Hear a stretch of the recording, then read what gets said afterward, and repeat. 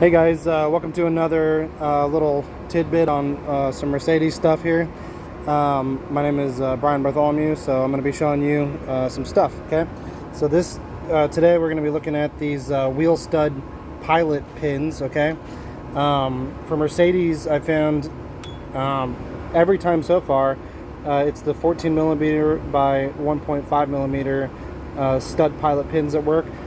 This set you can get it at Harbor Freight for like 25 bucks, and these are really cool because if any of you have changed out, if you've ever taken off a wheel on a Mercedes or any other European vehicle, some of these German vehicles, they have, you know, these bolts in there, and so when you go to put the wheel back on, it's like super hard to line it up, right?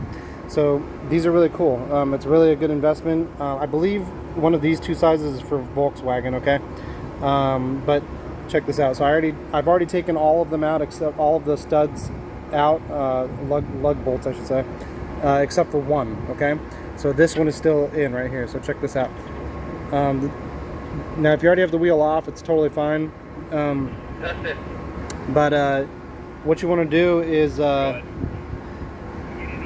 is you want to watch out that you don't screw this in too far, because it will just go right straight through the hole. All right, so you just go in a little bit, you know what I mean? Just do a couple turns, because you can see there's not that much thread on there. So this is a nice kit because it comes with two.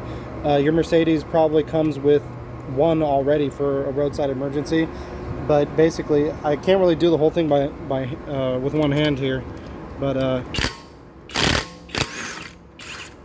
the nice thing is that now once I go to put this back on, I don't have to try to duck down and look through the hole, and while I'm at the same time holding up this heavy wheel. Okay, that's like the whole point of these pins. So I'm going to pull this thing off of here, and then I'm going to leave the pins in, so that when I go to put the wheel back on, I just line up those two holes, and then I'm good to go.